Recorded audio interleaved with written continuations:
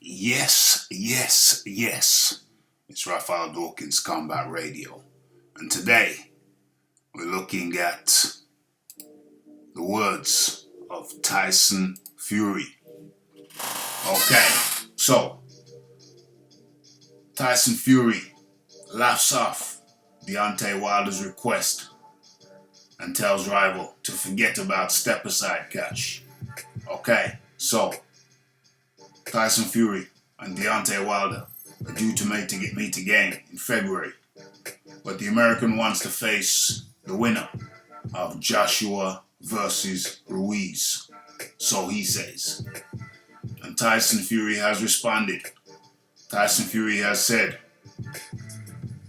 that even if Deontay Wilder offered to pay me £50 million, that wouldn't get him to step aside so he could face the winner of Joshua Ruiz.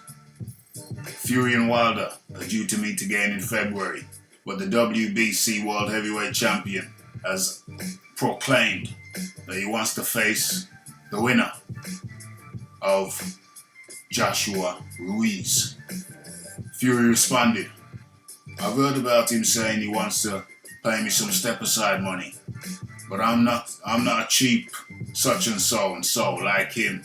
I'm very expensive and I don't really want to step aside from anything. A few more pound coins in my pocket is not going to make or break me. I wouldn't take $50 million step aside money because it doesn't mean that much to me. I only care about winning and victory. I just want to smash Wilder in the rematch. I just want to beat him and get what I deserve, which is the victory. Wilder just doesn't want to fight me. He couldn't beat me when I had 3 years out of the ring. And he couldn't beat me when he knocked me down twice. So he hasn't got a chance of beating me now. I'm not interested in fighting him if he's got 104 belts. I only want to beat Deontay Wilder, the person, not the man who's holding the belts. I want to beat the man as a person." Okay. Interesting words from Tyson Fury as he walks to the ring to face Schwartz. Tom Schwartz. Okay. So let's switch the visuals. Let's get some. Okay, this looks good. What's going on here? What's occurring? Okay. Okay, so when you've won all the belts like I have, and the belts are fantastic, lovely things to have, to hold, to win, it's about more than a belt between me and Deontay Wilder. Okay. What other pertinent points does he have to say? He added, "I used to worry about everything, but finally I found out that nothing is worth worrying about because I can't change it. Nothing is ever going to put me back to where I was because it's not worth going back there. Do I feel physically fitter? I don't feel anything. I can't get fitter. It's not about how hard you train. It's not about fitness. I'm sure Anthony Joshua was a lot fitter than Andy Ruiz on the night, and that didn't help him, did it? Now I just want to keep busy, and I intend to. I'm going to fight Otto Wallin next and beat him. Then I intend to fight Deontay Wilder and beat him. Then I intend to give Deontay Wilder a rematch. A rematch? That's a triple match for the trilogy. And beat him in that one too. That's interesting. It's the first time I'm hearing about this triple header. So he wants to fight Deontay Wilder 3 times. Damn. That's boring for the fans. That's boring. I'll fight Wilder in February. Wilder in June. And the winner of Joshua and Ruiz in December.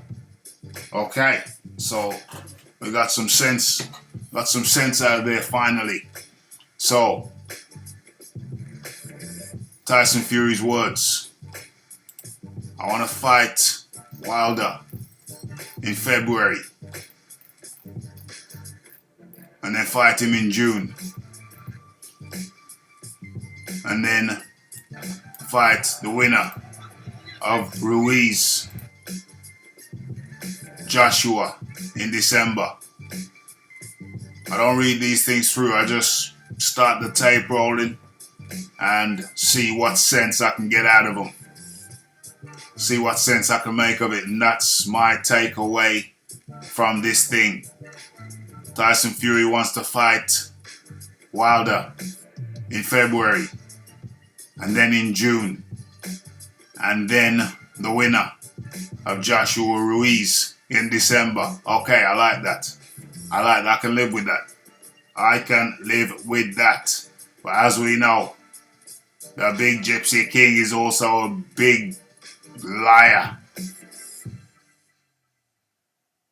He says whatever he wants to say whenever he wants to say it. And the truth pays little regard to the truth. He just likes to tell a good story. But I hope that this story is more truthful than some of his other statements, some other ridiculous statements he's made. I hope this time he's shooting straight. I hope this time he's being honest. I'll fight Wilder in February, and I want to fight Wilder in June, and then take on the winner of Joshua Ruiz in December. That's pretty reasonably good news. I don't know about this fighting Wilder twice though.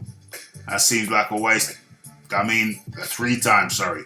Seems like a waste of time. Having said that, thinking about it logically, Wilder will have a rematch clause, so I guess to beat him once, he's going to have to beat him twice.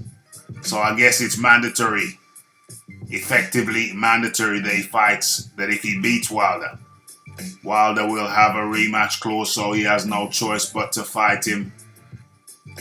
He has to beat him twice. That's effectively the case, just like with Joshua. You've got to beat him twice, because Wilder will have that rematch clause. Okay, so now think about it. It kind of makes sense. It does make sense. You got to beat the champ twice to be the champ, effectively, because of the rematch clauses. Okay, so Wilder in February, Wilder in June, then the winner of Joshua Ruiz in December. I can live with that. I can live with that. Yeah, but is that logical? Is that logical? Let's look at the schedule of the winner of Joshua Ruiz. What is their schedule going to be like? Their schedule is going to be kind of tricky. Kill the volume on that, because the winner of Joshua Ruiz will be obliged to take on the WBO. Well, hold on.